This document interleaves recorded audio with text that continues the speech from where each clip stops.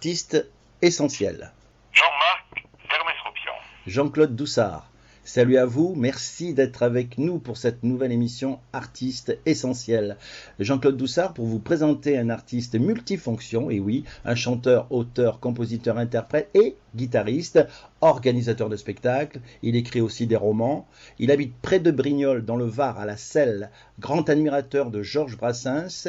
Du 9 au 17 octobre, il programmera le festival de Brassens à Vaison-la-Romaine, au village vacances Léo-Lagrange, pour le centenaire de la naissance de Georges Brassens et les 25 ans de l'association des Amis de Georges Brassens. Mais nous allons en parler avec lui, et je l'ai au téléphone. Bonjour Jean-Marc Dermesropian. Bonjour Jean-Claude. Bienvenue. Bien, merci. Alors je disais en introduction de cette émission, tu es chanteur, auteur, compositeur, interprète et guitariste, organisateur. Tu as commencé ton métier, je crois, par les guitares. Oui, alors en fait la guitare, je l'ai découverte avec Georges Brassens. Je pensais qu'il n'y avait que lui qui jouait de la guitare quand j'étais gamin. En fait, j'ai découvert après la guitare classique par l'intermédiaire d'un surveillant au lycée, ce qu'on appelait un pion, qui jouait de la guitare classique, qui s'appelait Alexandre Boulanger, qui était devenu prof au conservatoire de Marseille. Mais il était pion parce qu'il faisait des études de physique-chimie. Et je suis tombé en amour devant ces morceaux de guitare classique. Donc j'ai voulu apprendre à jouer de la guitare classique. J'ai eu un professeur qui s'appelait M. Daval, remarquable, qui m'a enseigné tous les rudiments et puis plus que ça de cet instrument. Et puis après je suis revenu à la chanson tout naturellement. Voilà, mais justement, puisque tu me tends la perche, j'allais te poser ma deuxième question. Comment t'es venu en fait l'envie de chanter? Bon, l'envie de chanter, j'ai toujours chanté depuis que je suis gamin. Ma mère, de toute façon, pour me bercer comme toutes les mamans, chantait des chansons. À cette époque-là, comme je suis en 1957, les deux chansons que me chantait ma mère le plus souvent, c'était L'eau vive et Le loup, la biche et Le chevalier, donc chanson douce de Salvador. Oui. Et quelques comptines, bien sûr, Fais dodo, voilà, mon petit frère, et toutes les autres chansons que les mamans chantaient à cette époque. Donc j'étais bercé avec des chansons, et puis dès que j'ai commencé à parler, les premières chansons que j'ai apprises par cœur étaient des chansons de Sheila, c'était L'école est finie. Ah oui. Voilà. Et puis alors après, en grandissant, avant de connaître Brassens à l'âge de 12 ans, qui allait devenir indétrônable jusqu'à aujourd'hui, j'étais fan de Jodassin. Voilà. Jodassin, Donc, super. je connaissais toutes les chansons de l'époque que chantait Jodassin. Alors, mon frère et moi, donc on avait chacun notre chanteur préféré. Lui, c'était Adamo et moi, c'était Jodassin. Voilà, mais j'aime beaucoup Adamo aussi. Alors, et tu as commis aussi, justement, alors tu as chanté, puis tu as commis quelques albums, entre autres sur Ferrat, de Pierre Perret, puis tu vas me dire le reste parce que j'ai plus en mémoire. Sur Brel, sur Brassens. Voilà. J'ai rendu hommage à Pierre Perret, Oui. à Brel, à Brassens et à Ferrat, voilà. Voilà, justement, tu parles de Pierre Perret, on écoutera une chanson de Pierre Perret. Sinon, je fais des spectacles en hommage à Moustaki et en hommage également, bien sûr, à Charles Aznavour. Voilà, alors tu parlais de Pierre Perret, on écoutera une chanson chantée par toi, mais une chanson de Pierre Perret à la fin de l'émission. Alors tu as écrit aussi des livres. J'ai écrit 10 livres, oui, 10 livres. Il y en a quelques-uns qui sont épuisés, donc il y a en rupture de stock, et il y en a 7 qui sont encore disponibles, voilà. Enfin, j'ai écrit des livres sur l'humour marseillais, sur le parler marseillais. Voilà. J'ai écrit des romans, un roman qui traite de la banalité du racisme, donc et qui le conjure un petit peu, donc ça s'appelle France au Brésil au Vélodrome. J'ai écrit un roman d'amour qui s'appelle Florélia ou Embarquement pour Cyber. Oui, que j'ai lu. J'ai écrit un polar qui se passe dans mon village, de Rififi à la Selle. Voilà, puis beaucoup de recueils d'anecdotes où j'aime bien raconter un petit peu tous les événements de ma vie. D'ailleurs, j'en prépare un autre qui va raconter mes souvenirs d'enfance de 0 à 12 ans. Voilà, donc ça va me permettre aussi de laisser un témoignage pour mes enfants et mes petits-enfants et les enfants de mon frère qui est décédé au mois de décembre. Beaucoup de souvenirs, beaucoup d'histoires qu'ils ne connaissent pas.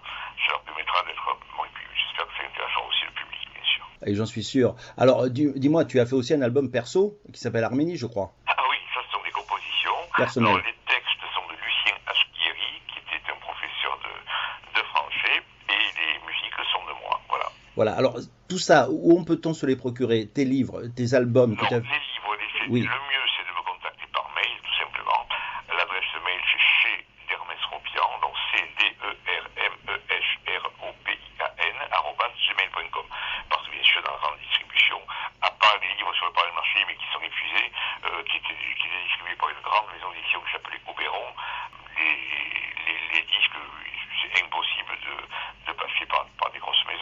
Oui. Donc on les vend nous dans nos spectacles, Voilà. nous en privé, mais c'est hors de question de passer par la FNAC ou par Virgin, Oui.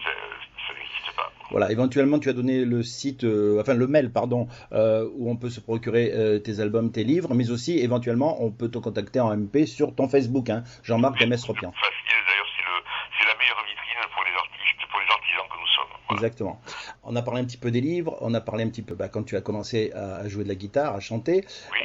tes livres. Alors que va-t-il se passer du 9 au 17 octobre dans le Vaucluse à Vaison-la-Romaine, au village vacances Léo Lagrange?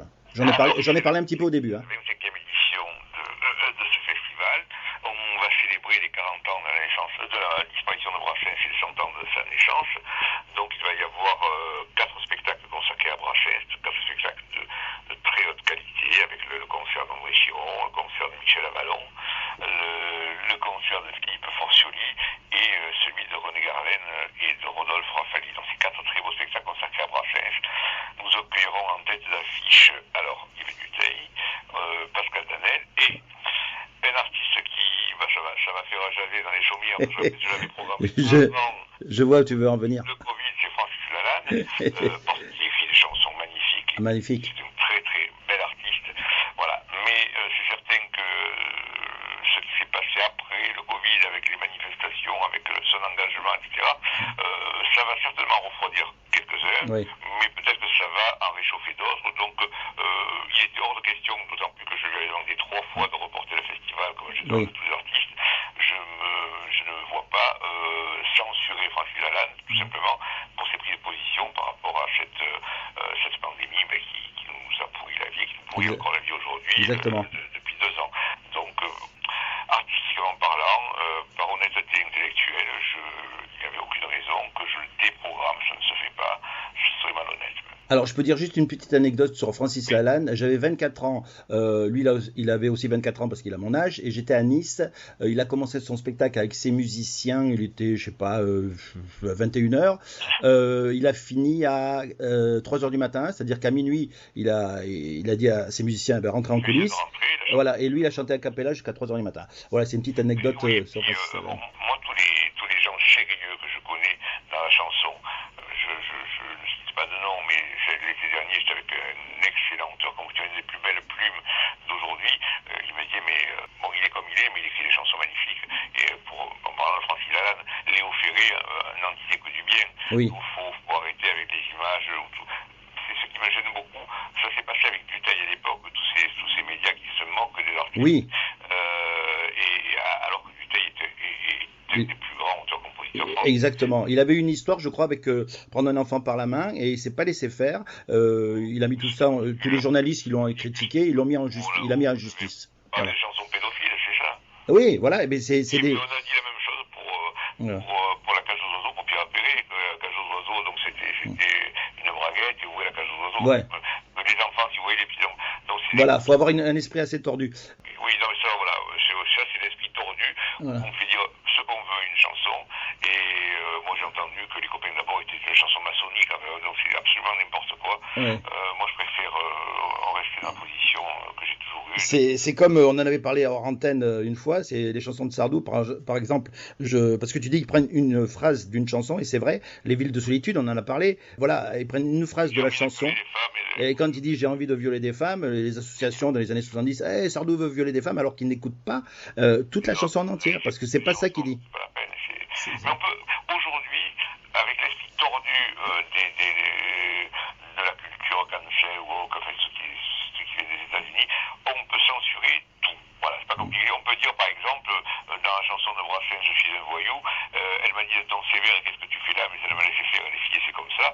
Voilà, aujourd'hui, on ne peut plus l'écrire ça, quoi. Je veux dire, on va dire non, c'est non, voilà, on peut pas insister. Alors que Brassens, dans la chanson, il insiste un petit peu.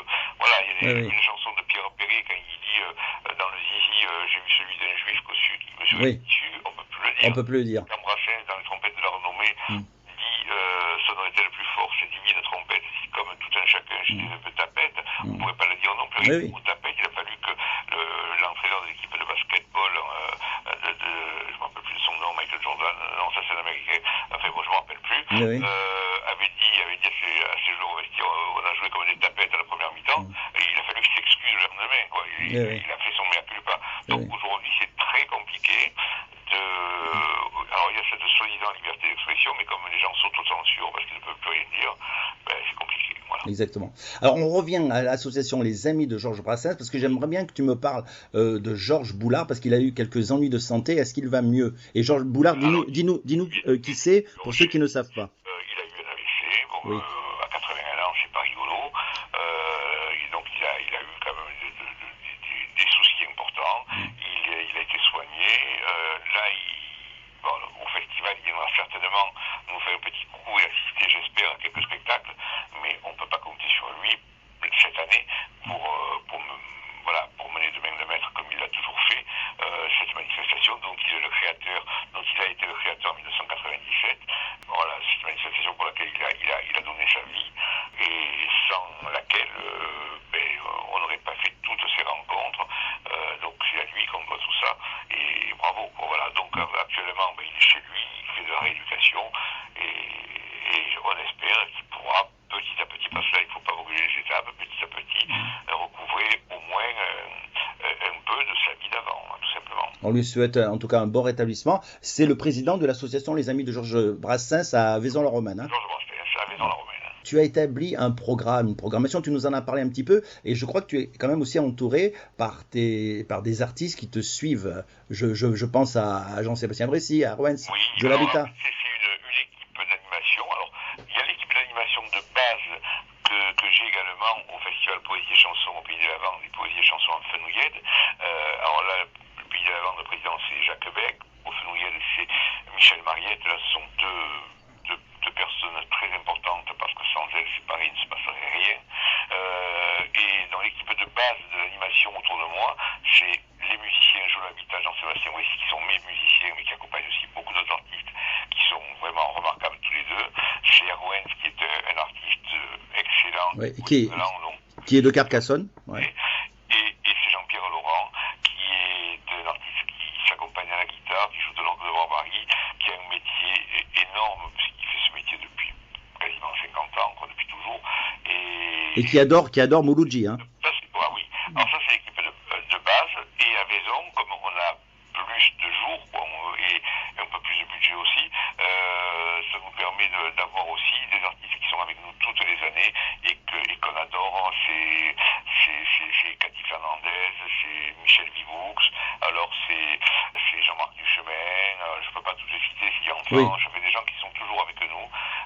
Alain Laurent, qui cette année ne pourra pas venir, mais bon, qui est également tout le temps avec nous. On va voir Evelyne Marvaux, Corinne Tortora, voilà, des gens qui sont avec nous toutes les années.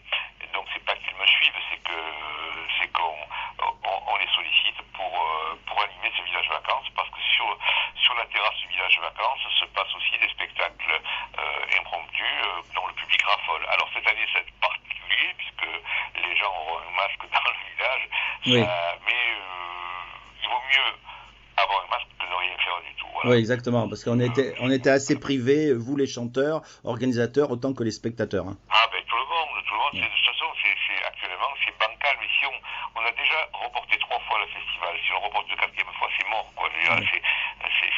Donc on en parlait avec Jean-Sébastien Bressy. Je comprends les artistes qui disent bon moi je refuse de chanter si on n'impose un pass sanitaire. Je les comprends parfaitement, donc que je suis absolument contre ce qu'on appelle ce pass de la honte, c'est absolument honteux. En même temps, on a depuis 2 ans, il ne se passe rien et on a besoin, nous, de chanter et le public a besoin de venir écouter aussi. Donc, et on essaie aussi pendant cette semaine de chansons, c'est ce qui s'est passé d'ailleurs au Pays de la Vente et en Fenouillède, pendant 8 jours, en fait, on n'a absolument pas parlé de ce Covid dont on parle depuis 2 ans. Et je suis témoin puisque j'y étais au Pays de la Vente où l'invité était Yves Duteil. Hein. Ah, Yves Duteil, oui. Mais aussi, en Fenouillède, c'était Pascal Danet. Alors, dis-moi, pour ceux qui ne... Au Pays de la Vente, ce sera Isabelle Aubray. Ah, pour l'année prochaine, 2022. Ok. 2022, c'est Isabelle Aubray. Isabelle Aubray. Grosse programmation en 2022, donc j'en parlerai plus tard. Tu reviendras nous en parler, absolument. Voilà. Alors, pour ceux vraiment qui ne connaissent pas le festival Georges Brassens à Vaison-la-Romaine, qui se passera du 9 au 17 octobre, donc comment fait-on pour s'inscrire, Jean-Marc? Alors, pour s'inscrire, il faut contacter. Alors, le mieux, c'est de me contacter en message Facebook privé ou par mail, mais moi, je communiquerai l'adresse du site internet de Vaison-la-Romaine que je n'ai pas en tête, et puis le numéro de téléphone. Mais ça, tu l'as, le numéro de téléphone. Alors moi je peux le dire, le numéro de téléphone c'est le 07 55 63 03 60. 07 55 63 03 60. Voilà, et en contactant, donc c'est Julie Deligné, donc notre secrétaire, vous leur communiquerez votre adresse postale, vous recevrez le programme avec le bulletin de réservation, et puis en même temps, vous serez inscrit dans notre listing. On pourra vous envoyer chaque année le programme. Alors cette année, c'est vraiment une belle programmation. On a un bel hommage à Moustaki par des artistes belges. On a Sébastien Chaperon qui va chanter Ferrat. On a Alain Sebag qui va chanter Serge Lama. Donc ce sont vraiment d'excellents interprètes. On a Natacha Bezrich qui va chanter Barbara. Oui. Et ça, c'est remarquable. Oui. Et puis tous les artistes que j'ai cités qui participeront à plusieurs premières parties. Le dimanche, on a un hommage collégial à Georges Brassens, comme on fait toutes les années. Et le dimanche soir, il y a ce fameux repas chantant, qui est absolument fabuleux. On est plus de 200 personnes. Et tous les artistes, au bout d'une demi-heure, se lèvent et commencent à jouer aux tables. Et là, c'est quelque chose de vraiment festif, comme je le dis souvent, dans le festival, également fête. Ouais, très sympa. Jean-Marc, on va se quitter, mais auparavant, juste, on a parlé de Vaison-la-Romaine, bien sûr, festival Georges Brassens, mais toi aussi, tu seras le 23 septembre à Chauffaille, c'est ça, si je ne me trompe pas, dans la Saône-et-Loire. Le 23 septembre à Chauffaille, alors là, c'est pour le spectacle. Pour ton spectacle à toi, si Brassens m'était compté. Dans le cadre d'un festival qui s'appelle Saperli Poète, donc Marie Despison viendra y chanter Barbara. Ah, super. Laurent Viel qui chantera Barbara aussi, Michel Grange qui chantera Brassens, et Edith Thénault et moi-même feront ce spectacle consacré à Georges Brassens pour les enfants, où Edith joue le rôle d'une journaliste qui a toujours rêvé d'interviewer Georges Brassens. C'est comme dans les contes, tout est possible. Là, elle interviewe Georges Brassens. C'est moi forcément qui joue le rôle de Brassens, mais je ne réponds qu'avec des mots que Brassens a dit. C'est-à-dire que je n'invente rien, bien sûr, je ne me permettrai pas, je n'aurai pas cette outrecuidance de parler à la place de Brassens. Donc, les questions qu'elle me pose, je réponds avec des mots de Brassens et, bien sûr, illustrés d'extraits ou de chansons complètes de Georges Brassens. Voilà, Jean-Marc Desmestropian. À la fin du spectacle, les masques tombent, moi je redeviens Jean-Marc, et le public, dont les gamins, me posent des questions et on leur montre les différentes revues, notamment celle des Amis de Georges, où les enfants peuvent voir le vrai Brassens, voir le visage de cet homme qui est assez exceptionnel quand même. Et puis ça, voilà, si en sortant, si l'enfant a retenu quelque chose et a envie d'écouter les chansons par le vrai Brassens, on n'aura pas perdu notre temps. Super spectacle que j'ai vu au festival des Lavandes en juin, et tu l'avais donné dans une école à Roumoul, si je me souviens bien. Exactement. Et voilà. Je peux dire aussi oui. que le 6 novembre, je serai à Ansuès-la-Redonne. Il y a un festival de Georges Brassens, mais là je serai invité pour rendre hommage à Charles Aznavour avec donc mes deux musiciens, Joe Lavita et Jean-Sébastien Boissy. Également le 10 novembre au théâtre municipal de Pertuis. Hommage à Aznavour aussi. Oui, à Pertuis dans le Vaucluse, hommage à Charles Aznavour le 10 novembre. Tu seras aussi à Liège, mais là, on en reparlera, c'est du 12 au 13 novembre, pour le festival Georges Brassens aussi. Le 12 et le 13, mais là-bas, ce serait pour présenter l'artiste. Voilà, d'accord. Chaque année, j'ai fait des spectacles là-bas pour les festivals, mais bon... Alors, dans l'immédiat, retenez quand même spectacle Georges Brassens, festival Georges Brassens du 9 au 17 octobre. Merci Jean-Marc, je t'ai demandé de choisir une chanson pour finir l'émission et tu as choisi une très jolie chanson de Pierre Perret, Au Café du Canal. Pourquoi cette chanson ? Je pense que c'est une des plus belles, Pierre Perret, donc elle me touche beaucoup et c'est pour ça que je l'ai choisie. Vraiment, je pense que c'est une des plus belles chansons au monde. C'est Yves Duteil qui disait que c'est une chanson que j'aurais aimé écrire. Ah, magnifique cette chanson. Chez la jolie Rosette au Café du Canal. C'est une version publique que nous allons entendre et tu ne la chantes pas seule. Peux-tu nous présenter cette chanson parce que c'est toi qui la chantes en fait. Hein, avec Fred des Ogres de Barbarac. C'est ça. Avec Fred, donc l'un des artistes du groupe Les Ogres de Barbarac, qui est un passionné de Pierre Perret. D'ailleurs, là, il vient de monter un spectacle où il a invité des tas d'artistes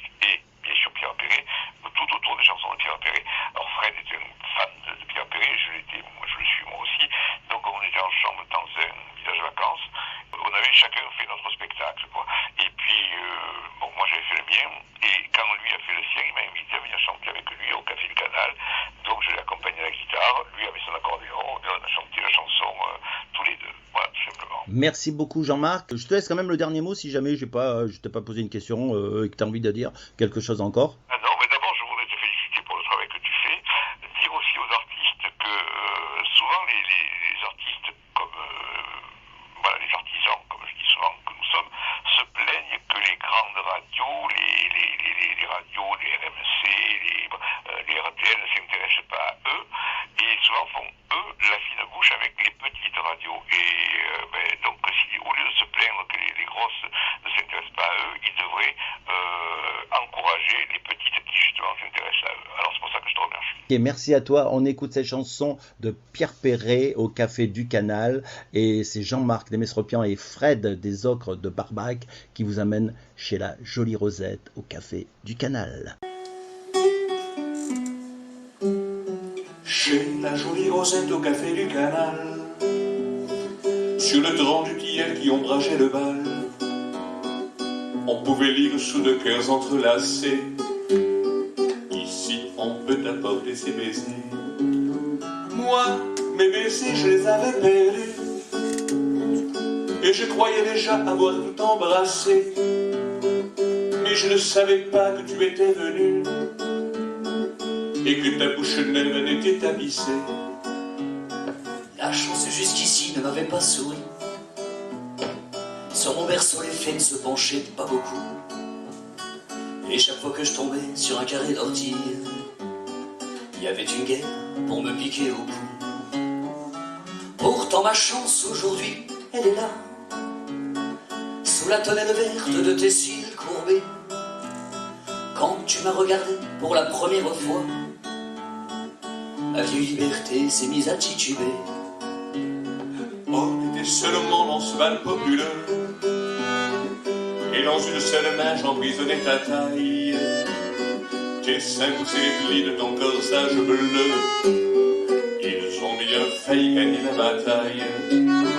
J'aime le ciel parce qu'il est dans tes yeux, j'aime l'oiseau parce qu'il sait ton nom, j'aime ton rire et tous ces mots curieux que tu viens murmurer au col de mon veston. Et je revois tes mains croisées sur ta poitrine, tes habits jetés sur une chaise au pied du lit. Ton pauvre cœur faisait des petits bonds de sardine quand j'ai posé ma tête contre lui. Dieu, tu remercies Dieu, ça c'est bien de toi, mais mon amour pour toi est autrement plus fort. Est-ce que Dieu aurait pu dormir auprès de toi pendant toute une nuit sans toucher à ton corps?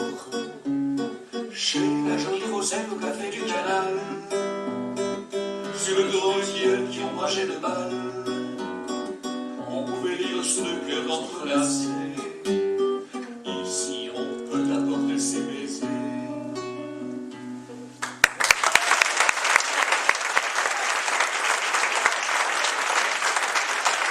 Merci à Jean-Marc, merci à vous.